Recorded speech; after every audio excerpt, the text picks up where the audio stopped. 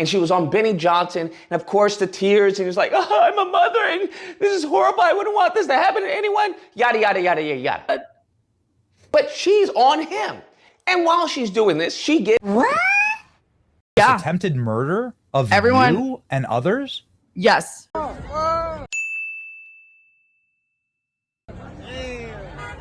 her up! Whoa!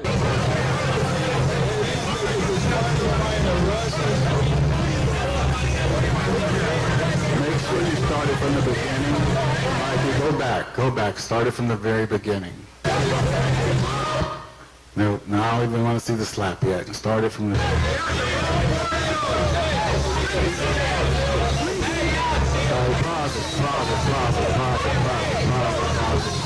Pause it. So this one is racial enough. This one went viral. It went all the way to the vice presidency. So what you see now is the white guy and the black guy, one-on-one, squaring.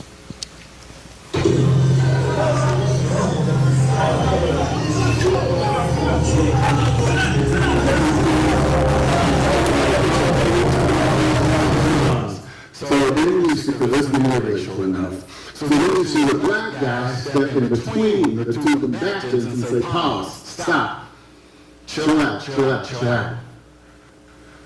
Can you play?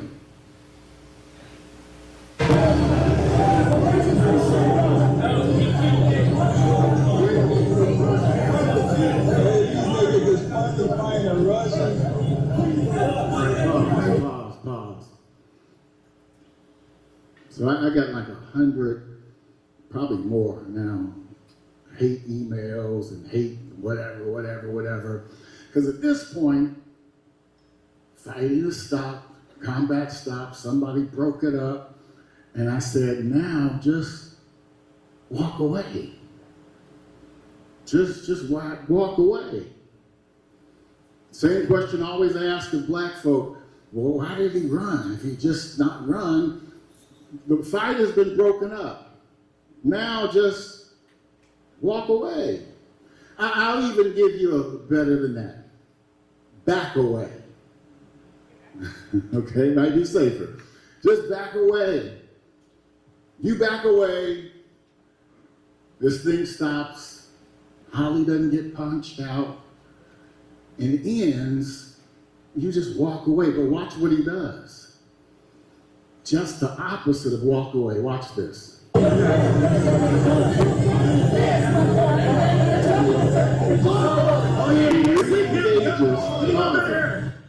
Instead of walking away, fight was broken up, and he re-engages. He walks back into the ring and slaps not the guy that he was just squaring up with, but actually slaps a guy he had earlier squared up with. What?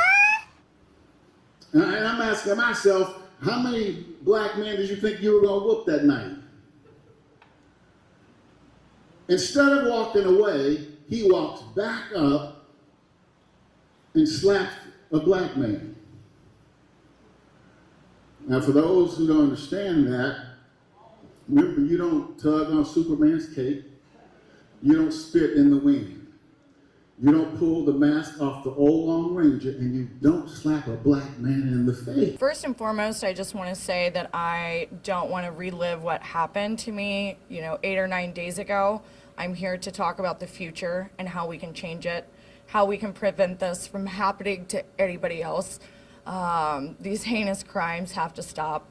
I never want this to happen to anyone else, especially a mother, a daughter, somebody who is loved. So I just know what it's done to my family, not just to me. And I think that moving forward, we do need more accountability. And I definitely think that, we need more police officers, but like he said, the judges who are just letting people out with a slap. The man who attacked me and might have permanently damaged me forever should never have been on the streets, ever. And the fact that he had just gotten out of jail previously for something he should have been in there for years, it's really sad to me because I can't even fathom how many other people who have been attacked by the same type of man over and over and over in Toledo, in Columbus, Cincinnati, Dayton. Our streets are being taken over and nobody is doing anything. I am so sad, and I need to be the voice to help all of the victims that never got their justice. So I just want to say that. Begging many to question why the white man who slapped the black man in that viral video is not charged. What? They're charged with inciting a riot. Well, the riot doesn't happen until after the slap. So what incited and who incited the riot? If the riot is because of the slap, who incited the riot? And why are the only people charged, again I'll say it, are the ones who look like me? Yeah. And I reached back out to Cincinnati police today to find out when surveillance video or more information would be released. All I was told is that this is an active investigation. Reporting live, Danielle Dindak, WLWT. Cincinnati police are finally releasing body camera video of the downtown brawl that's gone viral. It shows the moments right after everything went down. It comes as a Hamilton County grand jury today indicted 6 people for their roles in the fight. Local 12's Tyler Madden has been going through all the video. And Tyler, what have you learned? Well, Paula, we're getting video from a few different police body cams. We see officers arriving to 4th and Elm trying to piece together what happened, and it still leaves a lot of questions unanswered. Like I said. This is the first witness we see officers talk with right outside of Love on 4th. An officer then questions another witness. How many people were fighting? From what I see, it was just one guy squaring off with that guy. And how do all these other people have blood and their shirt torn? We then hear from the guys right in the middle. They were going after other people, and I tried to protect my girls. And there was one guy that just went nuts, and all of a sudden, there was other people that hit me from blindside. We see one of the victims, Holly, walking around. She's the only person from this group that's come forward. Everybody's trying to tell him, like, no, just go, just go, just go. They kept going out there. The black guy saying, he has my wallet. The black guy saying, I don't have your wallet. He kept going after the dude and kept telling him, no, stop, stop, stop. I thought they took my wallet, but I do have my wallet. One guy's shirt is torn. Another leans against this food truck with blood all over his shirt.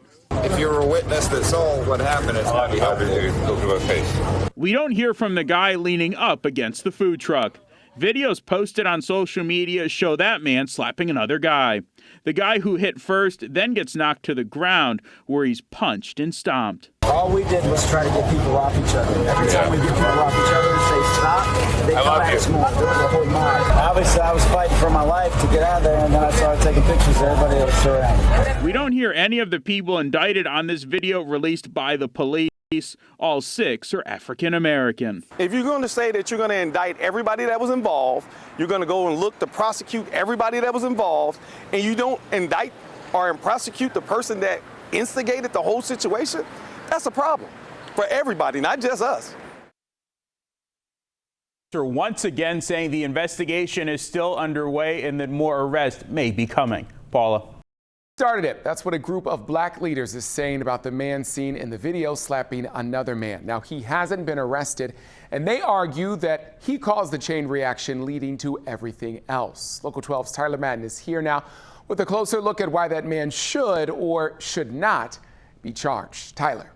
Kyle, longtime defense attorney Jay Clark, who's not involved in this case, says this is an incredibly difficult one to sort out with a lot of different victims and possible suspects.